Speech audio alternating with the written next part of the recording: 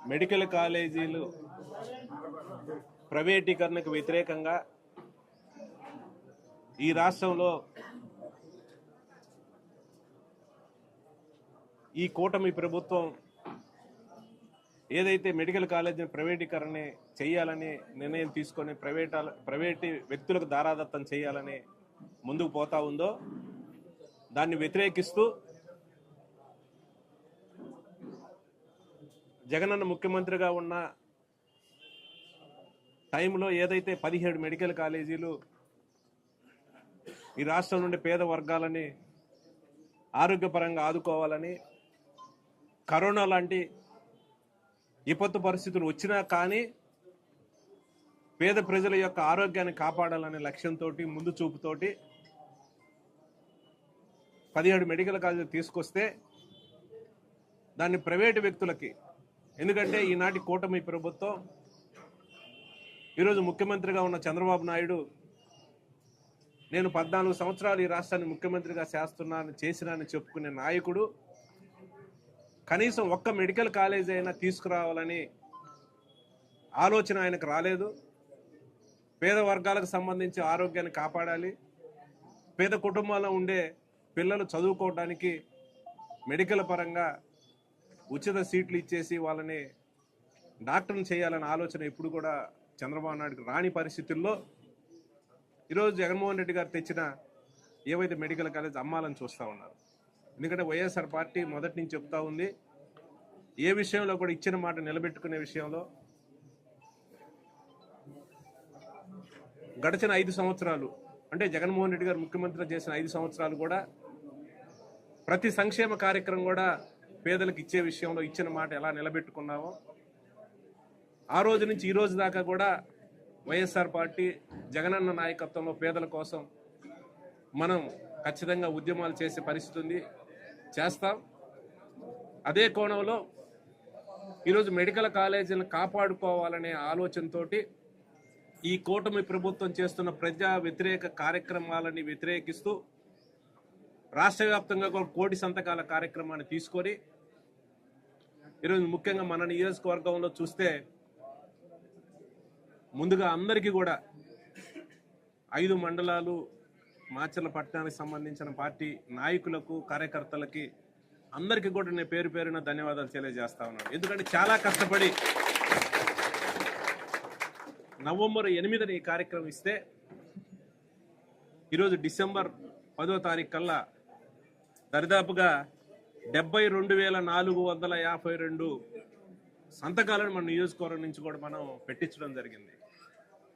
నేను దీంట్లో పార్టిసిపేట్ చేసిన ముఖ్యంగా నాయకులకి ప్రత్యేకంగా కూడా ధన్యవాదాలు తెలియజేస్తాను. చాలా కష్టపడి చాలా నిబద్ధతతోటి ఈ మెడికల్ కాలేజీని కాపాడుకోవాలని తాపత్రయపడుతూ అందరికీ కూడా ఈ కూటమి ప్రభుత్వం చేస్తున్న అన్యాయాలని ఏదైతే జగనన్న మెడికల్ కాలేజీల రూపంలో ఈ రాష్ట్రానికి 1,00,000 కోట్ల రూపాయల ఆస్తిని సమకూర్చాలని ఏదైతే ఆలోచన చేస్తా ఉన్నారో ఇదంతా కూడా చంద్రబాబు నాయుడు ఆయన బినామీలకి ఆయన అనుయాయకులకి దారాదత్తం చేయటానికి వ్యతిరేకిస్తూ కింద స్థాయిలో కూడా ఇది తీసుకొని పోయి చేసిన ప్రతి ఒక్కరికి కూడా ధన్యవాదాలు తెలియజేస్తా ఉన్నాను. ఈరోజు చూస్తూ ఉంటే మాచర్ల మండలంలో ఇప్పటికి 15,509 మంది చేత కూడా ఈ సంతకాల కార్యక్రమం తీసుకున్న ముఖ్యంగా మాచర్ల మండల పార్టీ నాయకులకు కార్యకర్తలకి ప్రతి ఒక్కరికి కూడా ధన్యవాదాలు తెలియజేస్తాం.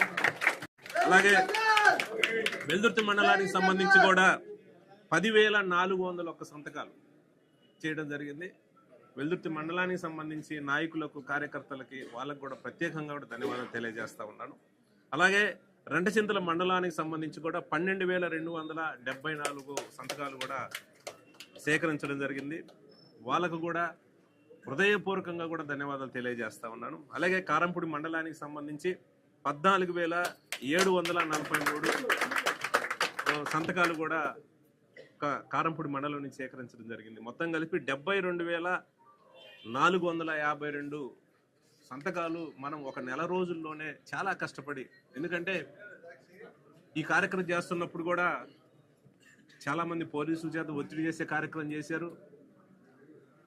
ఇది ఒక పేద ప్రజలకి కాలేజీలు కాపాడుకోవాలి, పేదలకి విద్యని వైద్యం అందే విషయంలో మనం ఉద్యమం చేస్తూ ఉంటే ఇది ప్రజల్లో పోకూడదు అనే ఆలోచనతోటి ఈ కూటమి నాయకులు పోలీసులను అడ్డం పెట్టి చాలా చోట్ల కార్యకర్తల నాయకులను కూడా బెదిరించిన పరిస్థితి. కానీ ఏదైనా ఖచ్చితంగా ఇవన్నీ కూడా మనం తట్టుకోవాల్సిన అవసరం ఉంది.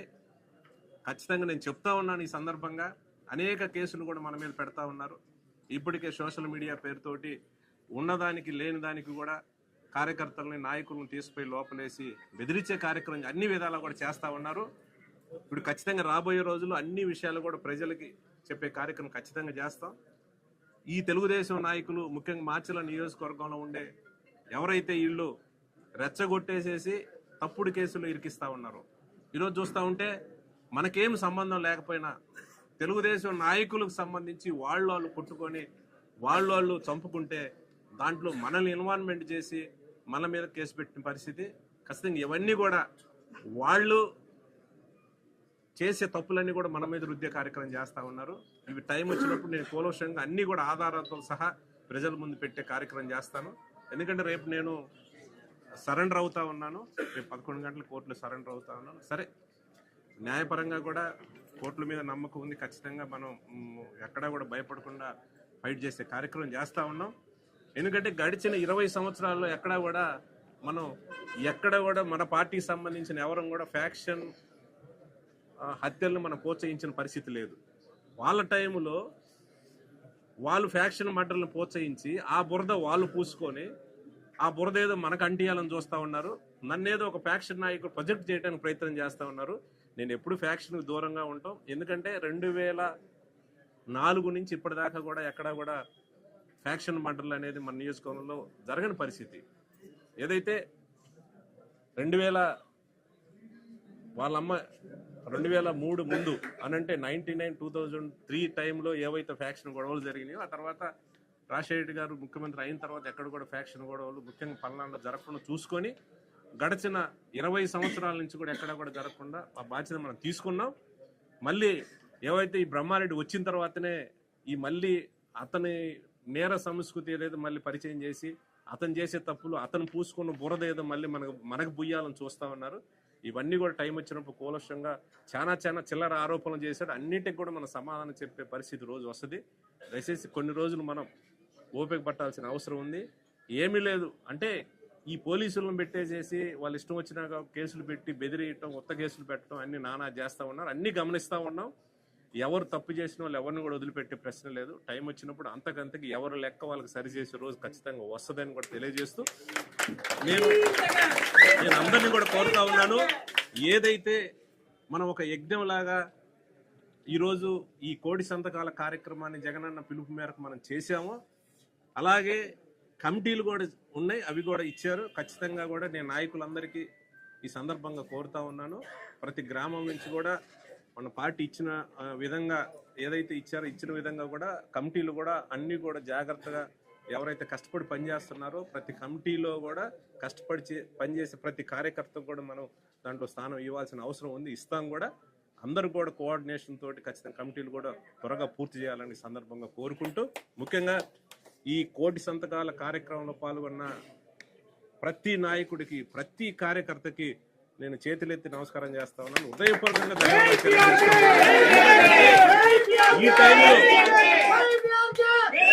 ప్రతి కార్యక్రమంలో మనల్ని ఏ రకంగా పోలీసుల చేత నిర్బంధిస్తా ఉన్నారో ఇవన్నీ కూడా దాటుకొని చాలా ధైర్యంగా ముందుకొచ్చి నాయకుల సహకారంతో కింద స్థాయిలో ప్రతి కార్యకర్త కూడా ఈరోజు ఒక నెలలోనే 72,452 సంతకాలు చేయించున్నాడంటే దాన్ని మానిటర్ చేసిన మన పార్టీలో ఉండే మన సిబ్బంది ఎవరైతే ఉన్నారో, మన వెంకటేశ్వరరావు గారికి, దాన్ని కోఆర్డినేషన్ చేసిన మన శివ కానీ, ఇక్కడున్న పీకే కానీ, మన వాళ్ళందరికీ కూడా నేను వాళ్ళకి హృదయపూర్వకంగా కూడా ధన్యవాదాలు తెలియజేస్తాను. ఎందుకంటే అందరినీ కూడా మానిటర్ చేశారు, దిగ్విజయంగా పూర్తి చేశాం.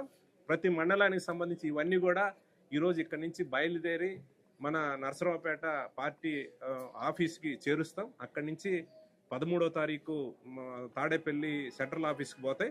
ఆ తర్వాత 17వ తారీఖు గవర్నర్ గారికి ఇచ్చే కార్యక్రమం దిగ్విజయంగా జరగబోతా ఉంది. కాబట్టి ఖచ్చితంగా మరి ఒకసారి అందరికీ ధన్యవాదాలు తెలియజేస్తూ సెలవు.